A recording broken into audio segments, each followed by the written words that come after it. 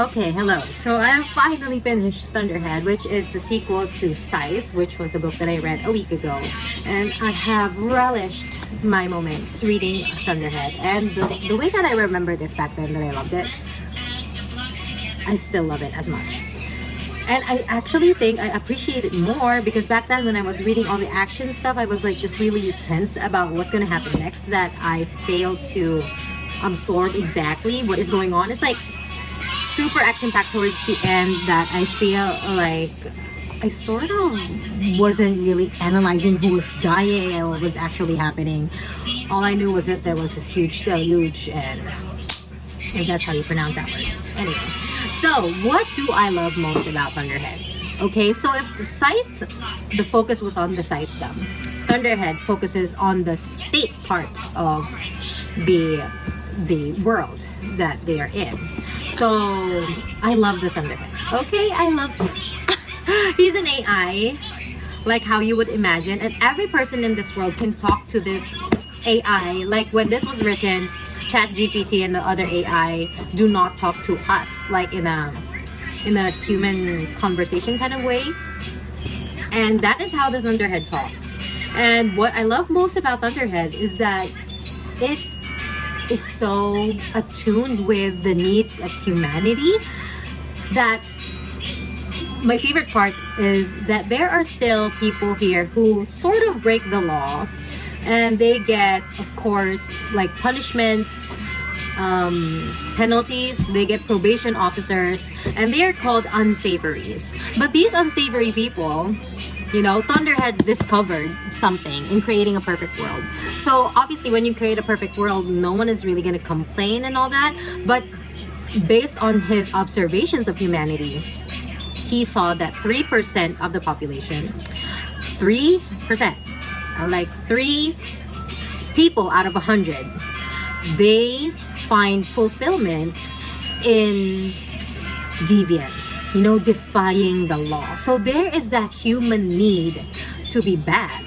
And Thunderhead acknowledged that, okay, this is a natural emotion that humans like to fulfill, you know, defying something. So he made space for that. And so there are, you know, so the unsavories, they have like a department of for the unsavories. And then they are like waiting in line, it's taking too long, so they complain. And then their officers are just like, you know, they're also waiting for the officers. When in reality, Thunderhead said, you know what? These unsavories, they like to complain. And to be honest, the system is not like, it's not really necessary to wait that long.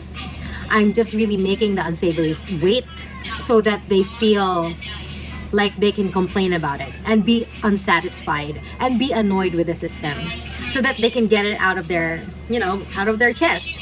And yeah, so I like how this AI has really embraced every aspect, every facet of the human experience. And also, since it can't really, you know, interfere with the Scythedom, and it's seeing that, you know, there's something wrong going on with the Scythedom, it knows a lot. I mean, okay, so technically he is talking to everyone in the world, right? So especially we have this one new character called Grayson. He is, so he's not an apprentice for a scythe, but he has been so close with the Thunderhead. It's almost as if the Thunderhead raised him. So his parents are neglectful. His siblings are really not that, you know, he has sisters and they have their own thing, and he's not really part of their, you know, I don't know, maybe they just don't get him that much. So ever since he was young, like, just imagine, like he has a graduation ceremony. He attended, obviously. None of his family members go. But then the Thunderhead congratulates him, and then he told him that, I'm very proud of you, Grayson. And the Thunderhead also took pictures of him because, you know, the Thunderhead has cameras everywhere. So the Thunderhead is like a parent to him.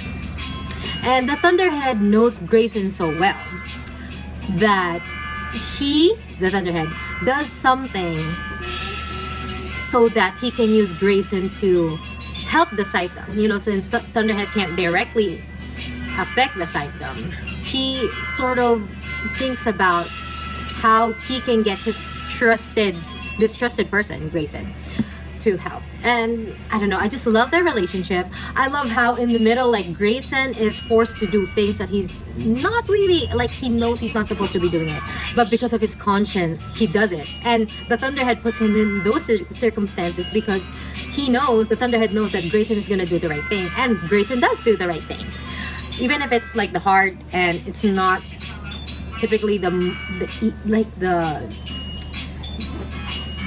even if it doesn't make him look good, he's gonna do it. Yeah. So anyway, there. So I love him. And then there's also this part where he is, like, majority of the book, the Thunderhead stops talking to him. And that's kind of sad. But then towards the ending, I'm like, oh my god, this is so good. I just love that part. Okay, Grayson is the hero here, and also Thunderhead. Although I really love the part with Citra and Scythe Curie's part. And also Rowan. So I can't really talk about what's going on. Yeah. I can't really talk about, you know, what's happening with basically, okay, what's in the back cover is that one of these sites, one of the apprentices back in book 1 is taking matters into their own hands. Like, I am going to get rid of all the evil sites, you know, I'm just gonna take them out myself. And then what's funny is the Thunderhead, you know, when someone, if you're not a scythe and you take someone out, it's gonna be revived by the Thunderhead. But the Thunderhead, he sees this going on, this vigilante killing these bad scythes in cold blood, because they're doing, you know, they're very biased in their gleaning and all that. They take pleasure in gleaning. So he kills the scythes, but the Thunderhead is turning a blind eye, and that tells you that the Thunderhead approves of the demise of these bad scythes. So yeah, I like how the portrayal of this AI is so good. Okay, and then the other apprentice, well, obviously that apprentice became a scythe, right? And then they have their own business to fix. Somewhere, like, there's like this huge twist in the middle. Is it in the middle? Towards the beginning? Oh, well, there is like a twist here in the beginning. And then it gets twistier and twistier and twistier. Though I really love the character development of one of the bad guys. Yeah. So, I like that. Anyway, love this book, obviously. And I'm currently starting... Well, not currently. I've already started the toll. I'm already in chapter 3. This is thicker, or is it because it's just hardback? And I got this brand new. So that's why it's not foxed as this. So, yeah. Great book, Neal Shusterman. Okay, so anyway, that is all. What? Maybe I have something else to say aside from that. Let me have a quick look. Yeah, aside from instead of the Scythe journals, majority of this book is showing the thoughts of the Thunderhead. So you can actually read about his wisdom. Like, he noticed that, for instance, ambition was the cause of the crumbling of past civilizations, and there can be nothing further from the truth. Okay? Nothing further from the truth. No. That is so close to the truth. Yeah. Alright. Okay. So, that is it. I love it!